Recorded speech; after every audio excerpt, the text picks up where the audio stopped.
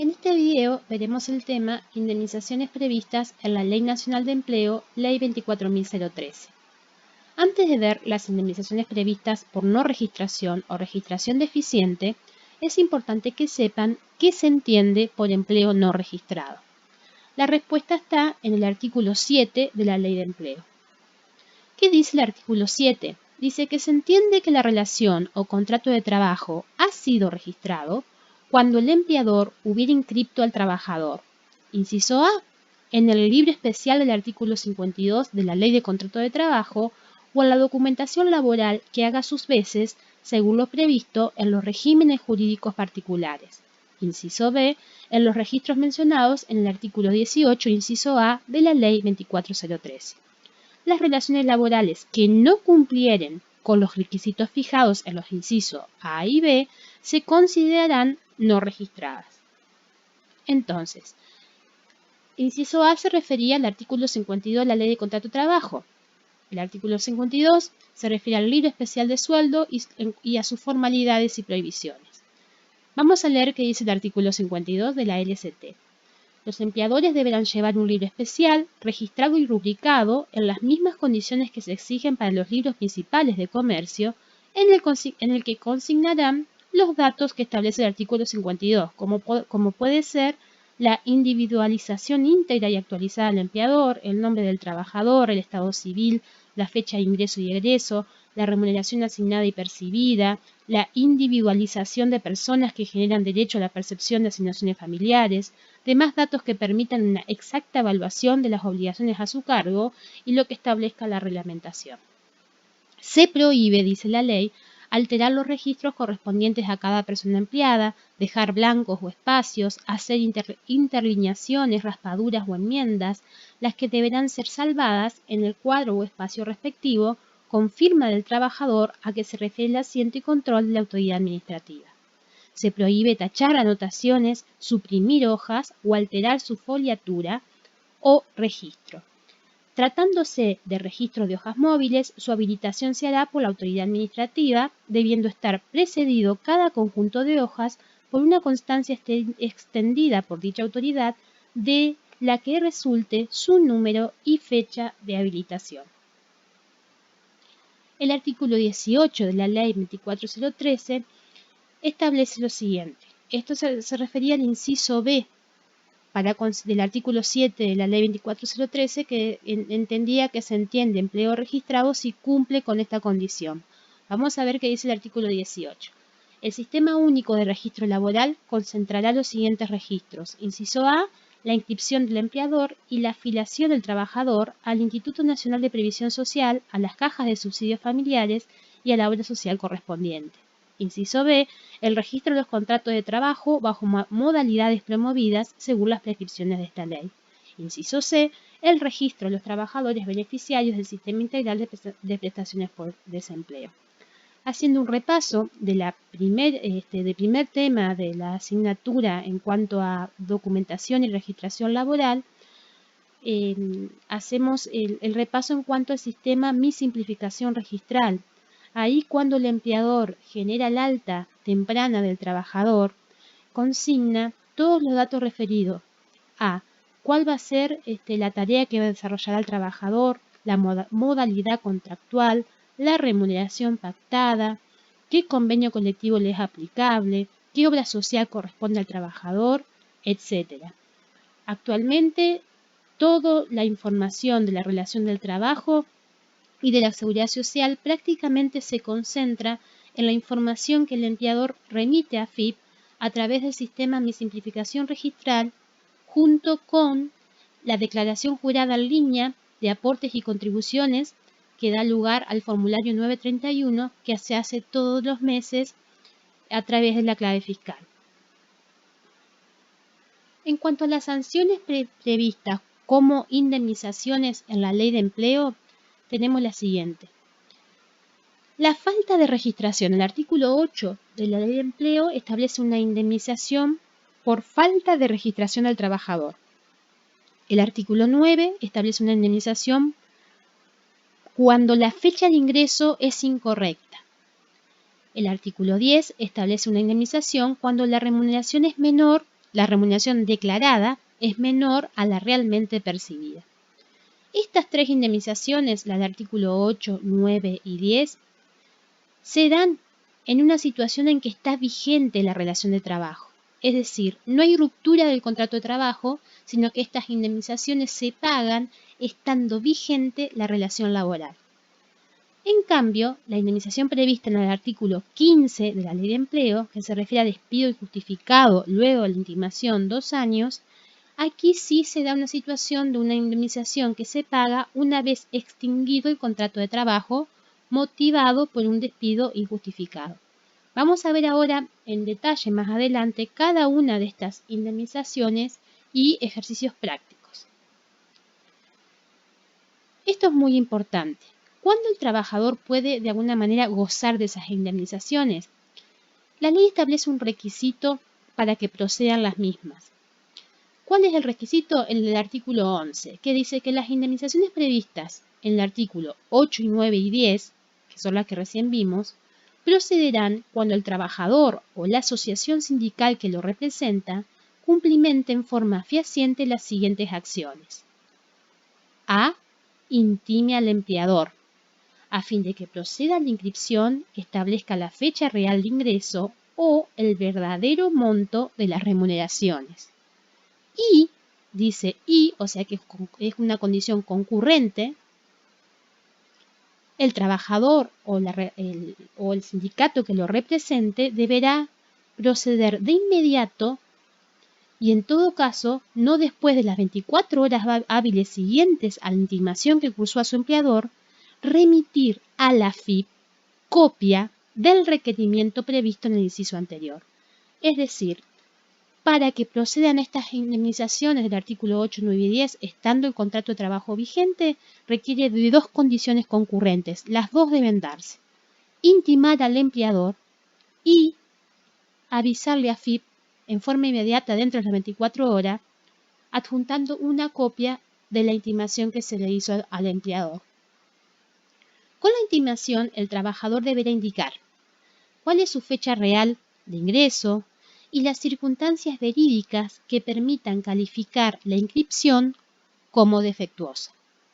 Si el empleador contestare y diere total cumplimiento a la intimación que le efectúa el trabajador dentro del plazo de 30 días, quedará eximido del pago de las indemnizaciones antesindicadas. Es decir, el empleador, cuando es notificado por el trabajador de que se regularice su situación, sea porque no está registrado o porque lo está en forma deficiente, el empleador deberá en el término 30 días regularizar la situación.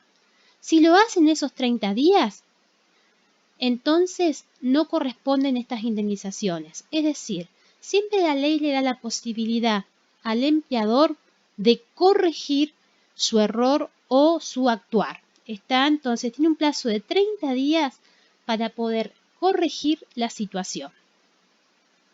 Bien, continuamos. El artículo 3 del decreto reglamentario, que reglamenta el artículo 11 de la Ley de Empleo que recién vimos, establece lo siguiente. La intimación para que produzca los efectos previstos en este artículo deberá efectuarse estando vigente la relación laboral. Es lo que yo les decía, la indemnización del artículo 8, 9 y 10 que recién vimos, 8 por falta de registración, 9 y 10 sería por fecha de ingreso posterior a la real y por declarar una remuneración menor a la real. Cualquiera de estas tres situaciones, para que se dé lugar a estas indemnizaciones, el contrato de trabajo tiene que estar vigente y el empleador tiene que ser notificado por el trabajador y a su vez, para que surjan estas indemnizaciones, vimos que el trabajador deberá no solo requerir al empleador con una notificación fehaciente que se regularice su situación, sino también, y en forma inmediata, dentro de las 24 horas, avisar a AFIP adjuntando copia de ese requerimiento. Entonces, ¿qué dice el artículo 3 del decreto reglamentario? La intimación para que produzca los efectos previstos en este artículo deberá efectuarse estando vigente la relación laboral.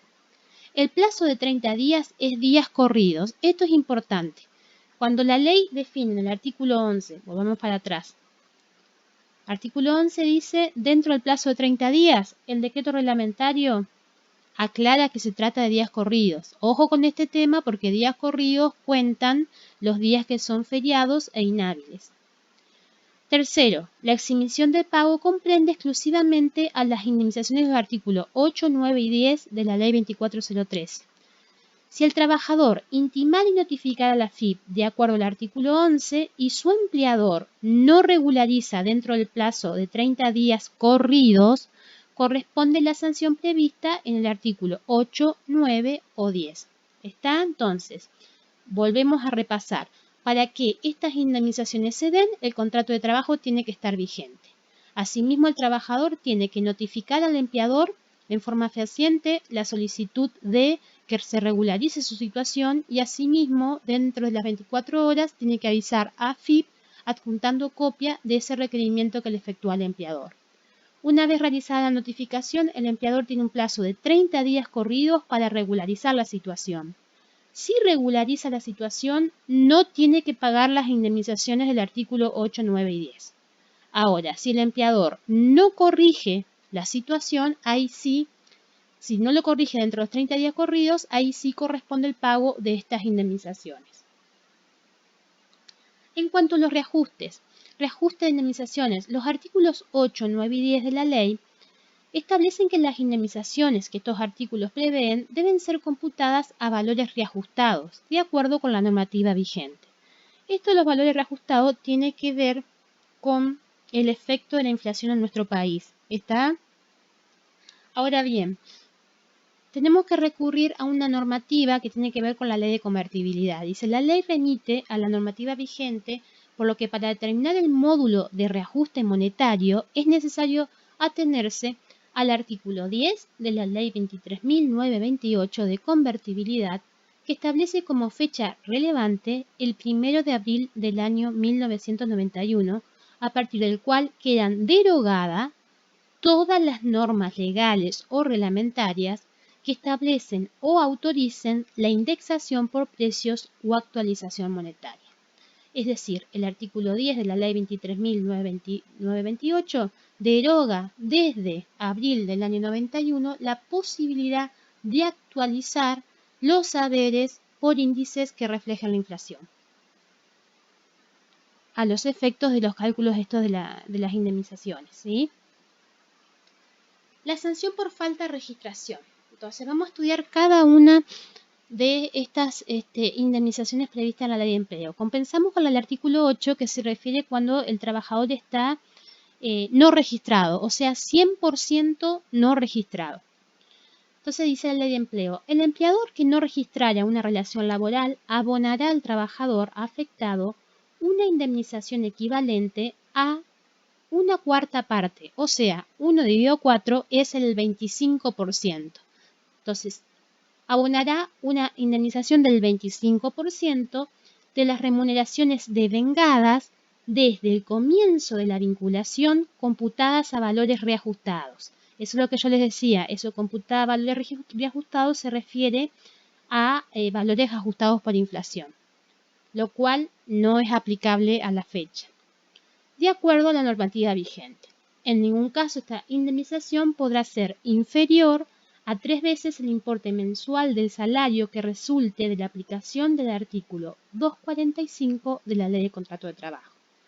Entonces, en resumidas cuentas, el artículo 18, cuando se trata de un empleo no registrado, si corresponde el pago de esta indemnización porque el empleador en el término de 30 días corridos no regularizó la situación luego de haber sido intimado por el trabajador, en ese caso el empleador deberá pagar un 25% de las remuneraciones que se hayan devengado, generado, desde que se inició la relación laboral hasta la fecha en la cual se ha efectuado la efectiva reclamo por parte del trabajador. En ningún caso esta indemnización puede ser menor a un importe, o sea que hay un importe mínimo. ¿Cuál es lo mínimo que seguro va a cobrar el trabajador? Son 3 veces el importe del salario mensual.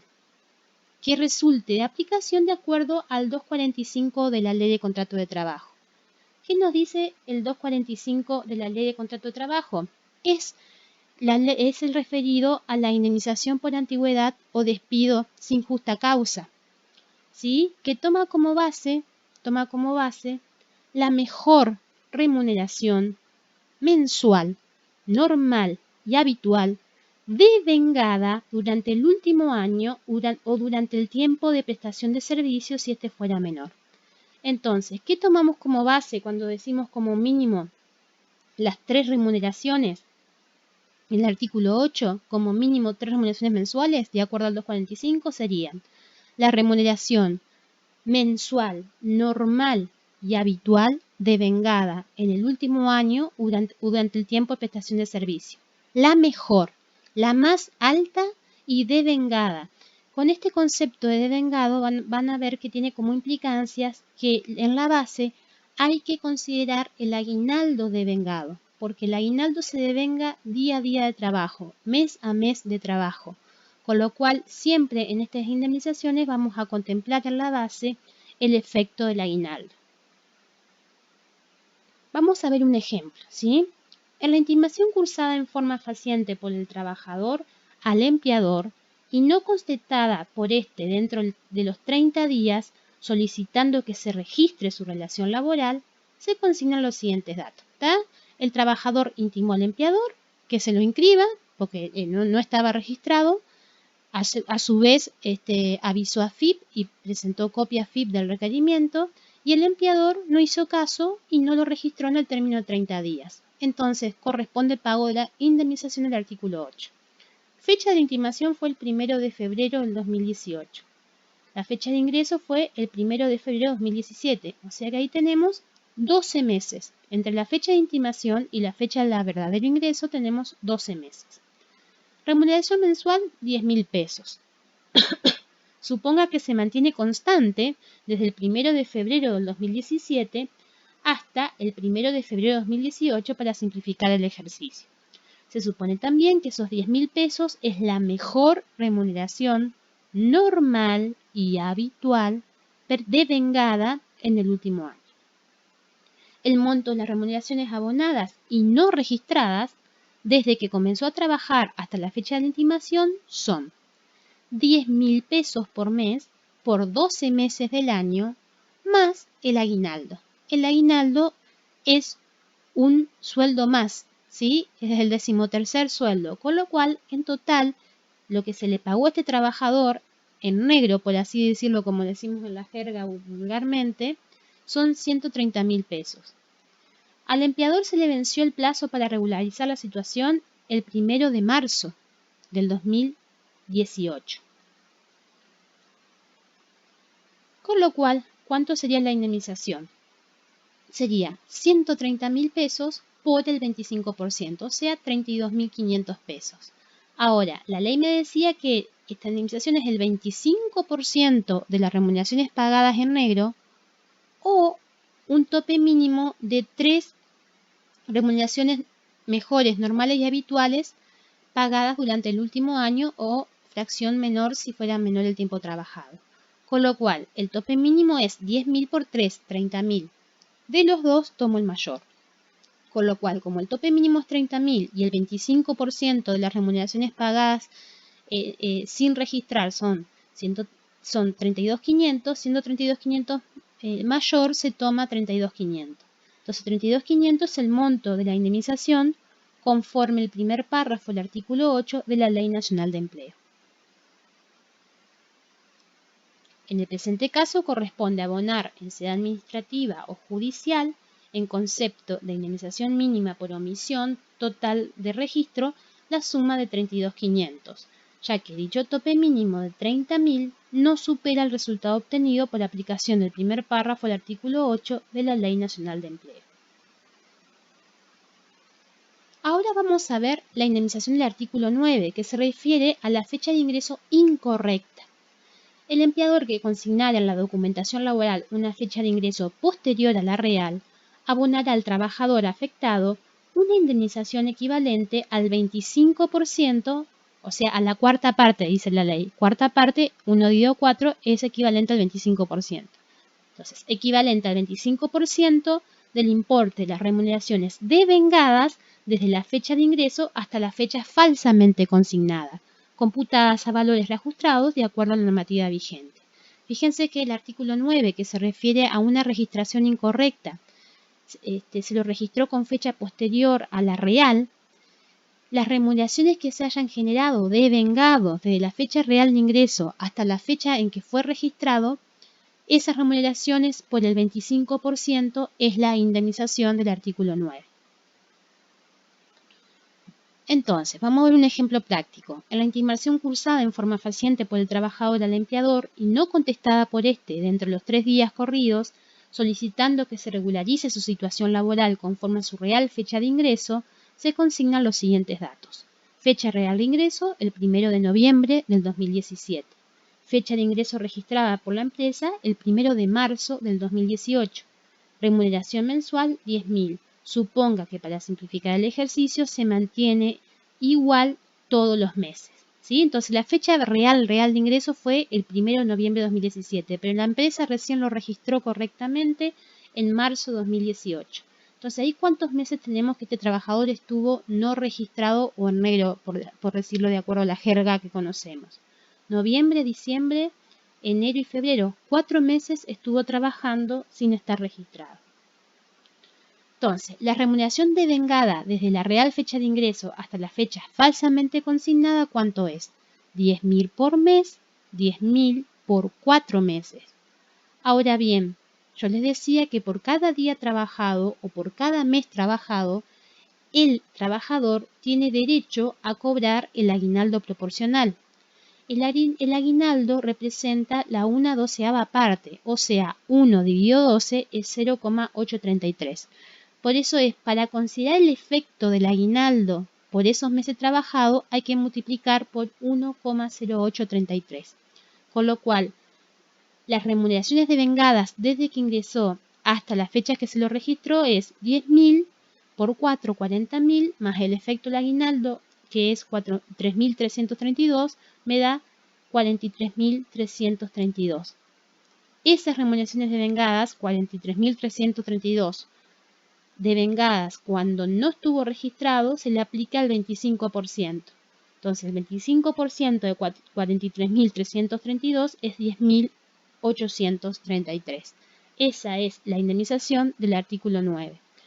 En el presente caso, corresponde abonar en sede administrativa o judicial en concepto de indemnización la suma de 10.833 por aplicación del artículo 9 de la Ley Nacional de Empleo.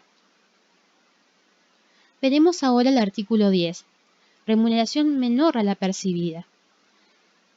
Suele haber por ahí casos en donde los empleadores registran a los trabajadores en forma correcta, fecha de ingreso correcta, está registrado, pero el trabajador cumple una jornada completa y el empleador lo tiene registrada por media jornada. Ese es un caso que suele darse lamentablemente en nuestro país. Entonces, ¿qué dice el artículo 10? El empleador que consignare en la documentación laboral una remuneración menor que la percibida por el trabajador, abonará a éste una indemnización equivalente a la 1/4 parte, o sea, al 25% del importe de las remuneraciones devengadas y no registradas, debidamente reajustadas desde la fecha en que comenzó a consignarse indebidamente el monto de la remuneración. Es decir, esta indemnización es el 25% de las remuneraciones que se han devengado desde la fecha real de ingreso hasta la fecha de intimación y que no han sido declaradas, ¿sí? Entonces, el 25% de las remuneraciones no declaradas desde la fecha real de ingreso a la fecha de la intimación. Vamos a ver un ejemplo.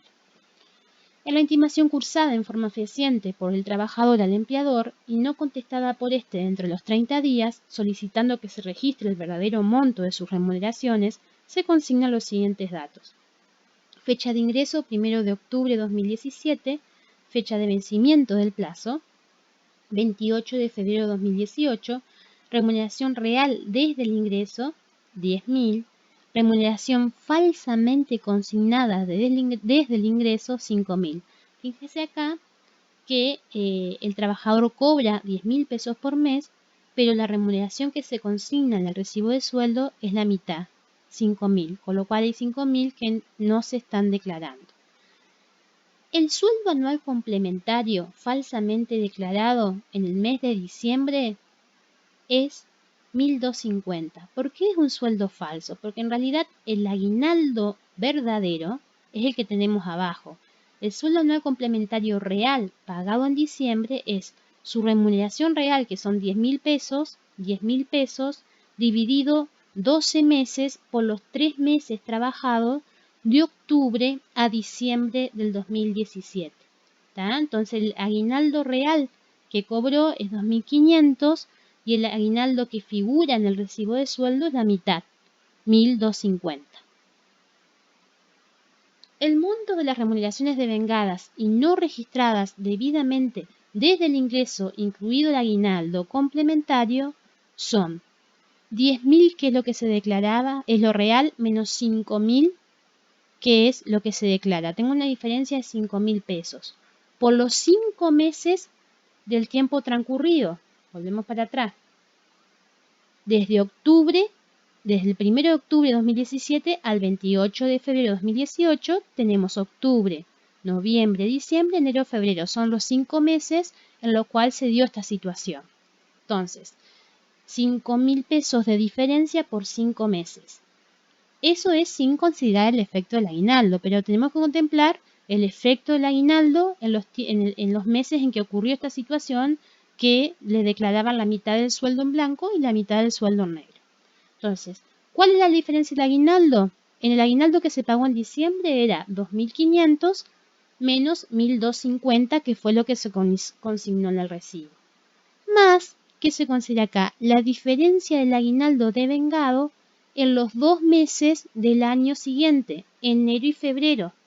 ¿Sí? El aguinaldo real devengado, ¿qué hacemos? 10.000 dividido 12 por 2 meses. Eso da 1.666,67. Eso es lo real.